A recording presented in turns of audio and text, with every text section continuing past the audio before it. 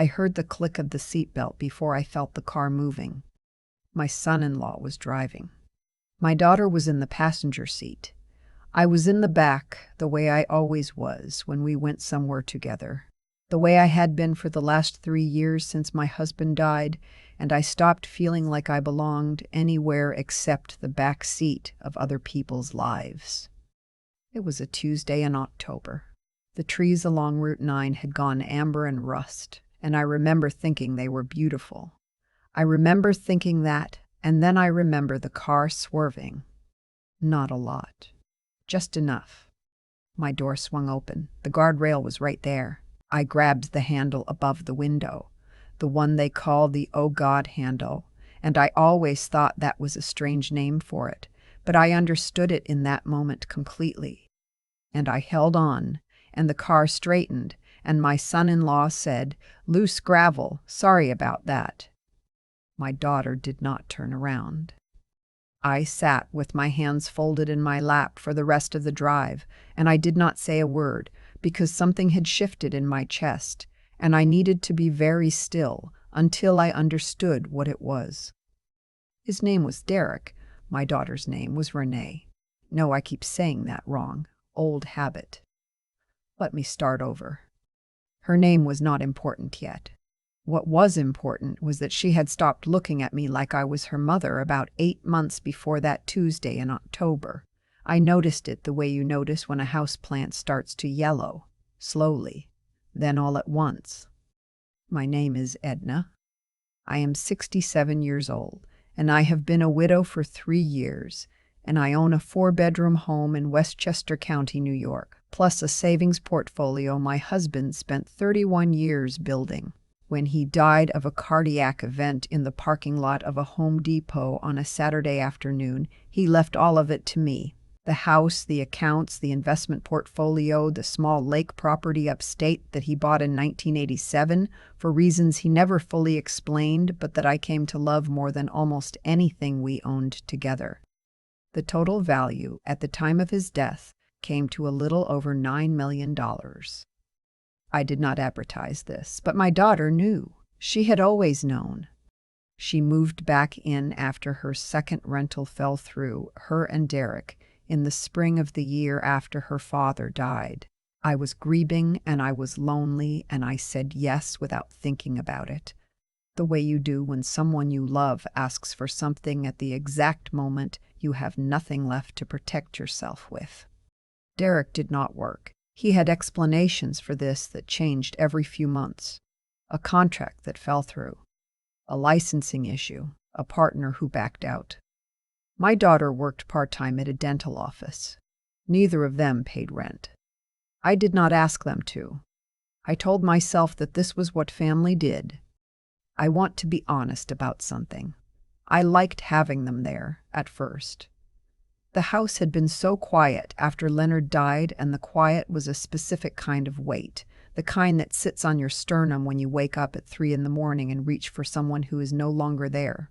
Having voices in the kitchen, having lights on in the other rooms, it helped. I told myself it helped. The first thing I noticed was the mail. I have always opened my own mail. I am 67, not helpless. But I started finding envelopes already torn, left on the counter, the contents returned, but with a carelessness that told me they had been read. Bank statements. A letter from my financial advisor. Once, an envelope from my attorney that I had been waiting for, already open and sitting under a coffee cup. I asked my daughter about it. She said the cleaning woman must have opened them by mistake. We did not have a cleaning woman. The second thing I noticed was the conversations that stopped when I walked into the room, not abruptly. They were careful about that, but there is a particular way a sentence trails off when the person speaking it sees you coming, a kind of smoothing over, and I had been a high school English teacher for 22 years, and I knew how to read a room. I did not say anything. I want to be clear about that. I said nothing, and I watched, and I filed things away. The third thing was the power of attorney. Derek brought it to me on a Sunday evening in August. printed and clipped with a pen already placed on top. He said my daughter had been worried about me, that there had been concerns about my memory, that this was just a precaution, that having someone to manage my affairs would give everyone peace of mind.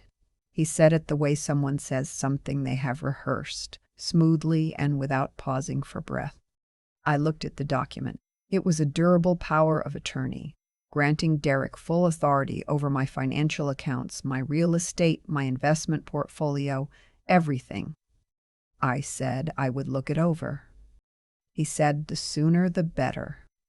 I said I would look it over, and I took it upstairs to my room, and I sat on the edge of Leonard's side of the bed, and I read every line of it twice, and when I was finished, I put it in the drawer of my nightstand, and I did not bring it up again. I did not sign it. I want you to understand something about the weeks that followed. Nothing dramatic happened. There were no confrontations, no raised voices, no scenes. My daughter brought me coffee in the mornings. Derek fixed a hinge on the back door that had been sticking since spring. We had dinner together most nights. It looked from the outside like any other family living together under one roof. But I started making calls. I called my attorney, a man named Clifford, who had handled Leonard's estate and whom I trusted completely. I told him about the POA, about the opened mail, about Derek's presentation on the Sunday evening. He listened without interrupting. When I was finished, he said, "Do not sign anything and come see me this week." I also called my financial advisor and asked for paper statements to be mailed to a P.O. box I opened at the post office on Wednesday morning. And I started paying attention. The Tuesday in October, the Tuesday with the guardrail on Route 9, was 6 weeks after I started paying attention. When we got home from that drive, I went upstairs and sat in the armchair by the window in my room, and I thought about the way the door had swung open, the way the seatbelt had clicked before we left, the way Derek had said "loose gravel" without looking in the rearview mirror. I thought about the $9 million. I thought about Leonard, who used to say, "When something doesn't feel right, it isn't." He said that about everything. A handshake, a contract, a stretch of highway at night. He said the body knows before the mind catches up. My body knew. I did not sleep well that night. I lay in the dark and I listened to the house and I thought about what a woman alone is supposed to do when she realizes that the people living under her roof may have decided at some point that they would be better off without her. The next morning I called Clifford again. I told him about the car. He was quiet for a long moment. Then he said, "Edna, I need you to do something for me. I need you to get out of that house." I said I would think about it. I did not think about it for very long. That same morning, while my daughter was at work and Derek was still asleep, he slept until 10 most days, another thing I had noted and filed away. I went to the kitchen, made myself coffee, and sat at the table with my laptop open. I went to my bank's website and I looked at my checking account. There were 4 withdrawals I did not recognize. They were not small. 3 of them were between $8,000 and $12,000 each, made over the previous 6 weeks, all coded as wire transfers. The 4th was smaller, a little over $2,000, listed as a point-of-sale purchase from a company whose name I did not recognize. I wrote down every number, every date, every transaction code. Then I closed the laptop, rinsed my cup, and went upstairs to pack a bag. I did not pack a large bag. I did not want Derek to notice that anything had changed when he came downstairs. I packed what I needed, my medications, my important documents, my laptop, the pearl earrings Leonard gave me on our 30th anniversary, and I put the bag in the trunk of my car, and I drove to Clifford's office. He had already pulled the county property records. He showed me something I had not known. 3 weeks earlier, a lien had been filed against the upstate lake property, filed by a company registered in Delaware, which, when Clifford searched it, turned out to share an address with a business entity connected to Derek's name. The lien was not valid. Clifford was certain of that. But it had been filed, which meant someone had been trying to establish a claim before anything happened to me. I sat in Clifford's office on that Wednesday morning, and I held those words in my head until they stopped feeling abstract. He called a colleague who handled elder financial abuse cases. She came to the office within the hour. Her name was Harriet. No, it wasn't. Her name was Beverly. No, her name was Denise. I am almost certain her name was Denise.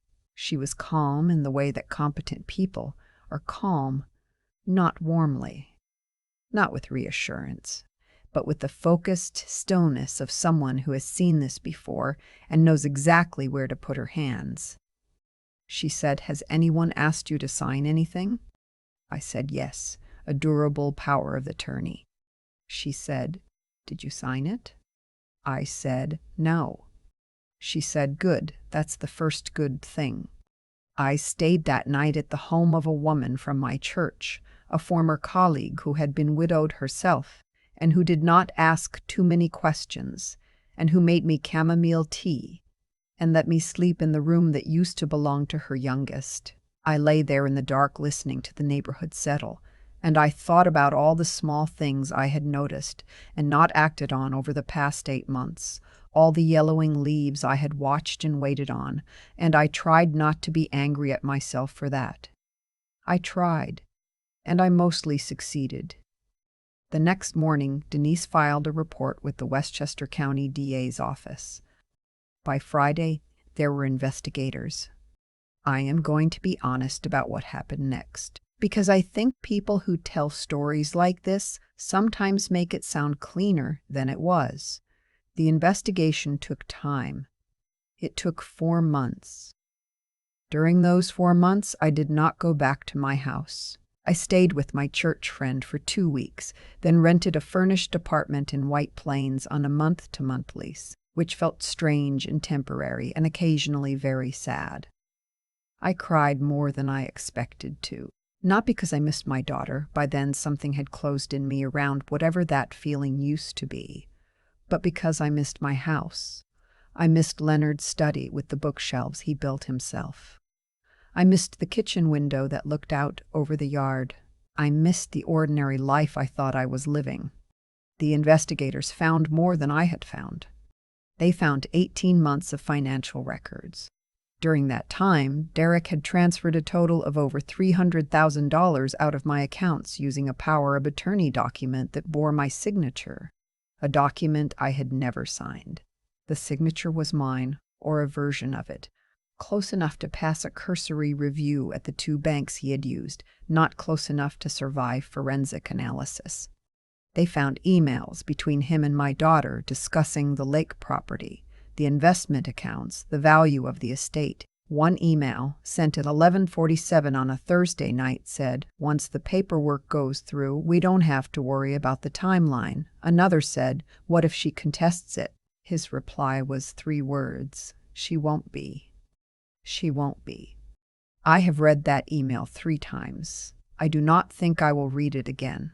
I think I know what I need to know about it, and reading it again serves no one, least of all me.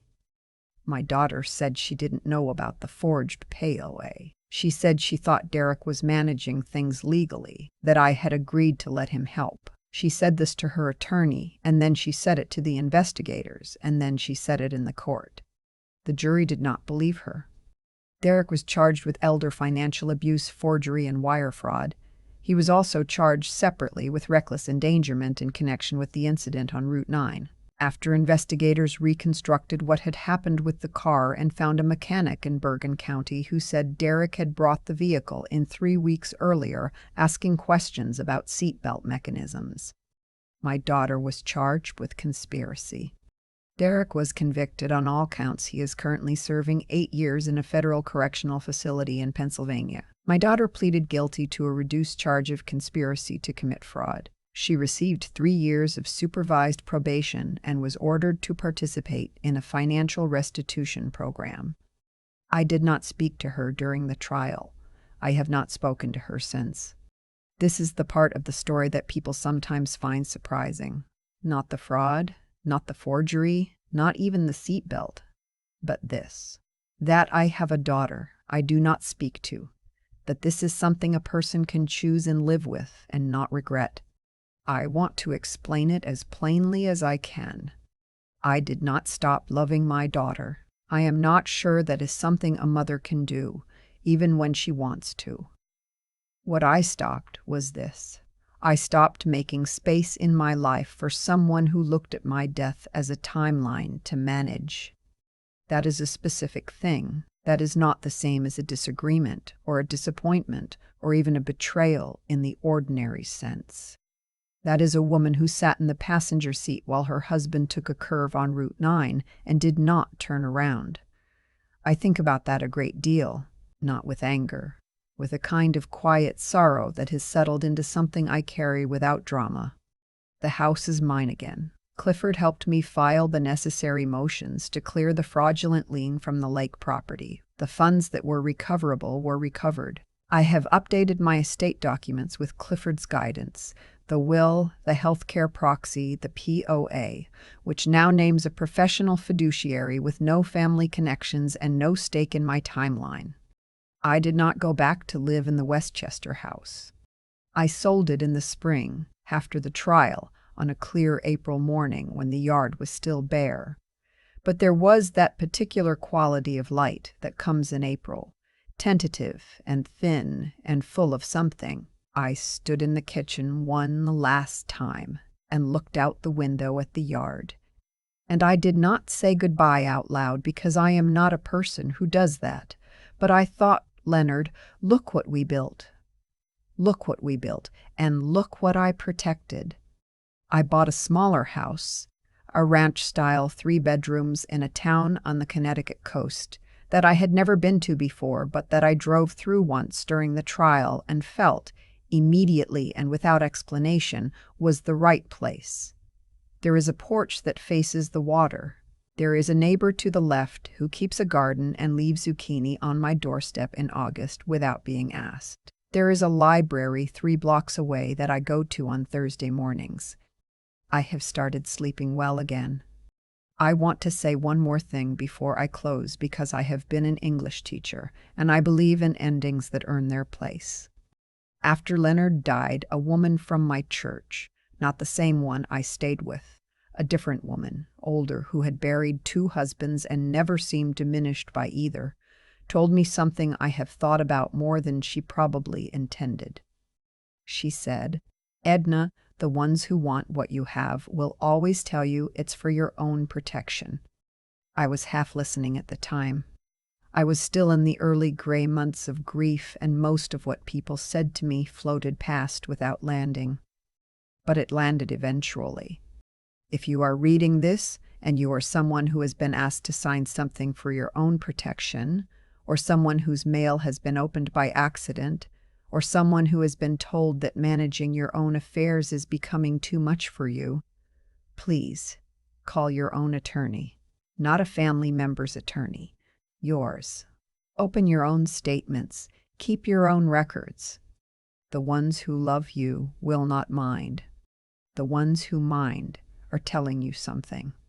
I sip my coffee in the mornings now on the porch that faces the water, and the light comes in flat and silver off the sound, and it is quiet in the way that quiet can be when it belongs to you. This is mine, all of it. I made sure of that. I have thought a lot about what made the difference, not the legal outcome.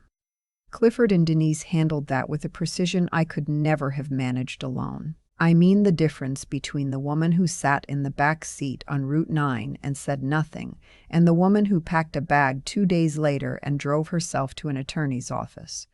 Those 2 women are the same person, and I think about that. What Derek counted on, what both of them counted on, was that I would not look closely. That grief makes people foggy, that age makes people deferential, that a woman alone is easier to manage than a woman who is paying attention. And for a while, they were not entirely wrong. I saw the opened mail and I said nothing. I heard the sentences trail off and I filed them away. I watched the yellowing and I waited. But I did not sign the paper. That is the thing I keep coming back to, not because it was brave. It wasn't particularly. I just read it twice and thought, this does not feel right. Leonard's voice in the back of my head. When something doesn't feel right, it isn't. There is a kind of knowing that does not come from being told. It comes from paying attention over a long time, from caring enough about the truth to look at it straight even when looking is uncomfortable. I had 22 years in a classroom teaching other people's children to read carefully, to question what was in front of them, to ask why a sentence was constructed the way it was. I did not think of that as preparation for anything. But it was. Every skill you build honestly will eventually ask to be used. And what Derek and my daughter did not account for, could not account for. Because greed has a way of narrowing your vision down to the prize, was that I was not finished. I was 67 and widowed and quieter than I used to be, but I was not finished. I got up in the mornings. I kept my records. I made my calls. I drove myself to White Plains and I sat in a furnished apartment that smelled like someone else's life, and I cried some nights, and then I got up the next morning and I answered every question Denise put to me clearly and completely. That is not heroism. That is just refusing to stop. The thing about being treated as though you are already gone is that it either breaks you or it makes something in you very, very clear. It made me clear. It made me understand that the life I had, the house, the accounts, the porch on the Connecticut coast I didn't even know yet, was worth protecting with every practical, clear-headed, persistent thing I had in me. Derek is in federal prison in Pennsylvania. My daughter is on probation. I do not think their lives turned out the way they planned on that Thursday night when he typed those 3 words into an email. What you do to someone else's life has a way of becoming your own story. That is not a religious idea. It is just how consequences work when people are paying attention, and someone is always paying attention. I sip my coffee in the mornings and the light comes in off the sound, and it is quiet in a way that belongs to me, and I think, I built this. Not with anger, not with bitterness. With a clear head and a refusal to be anyone's timeline. That is enough. That is more than enough.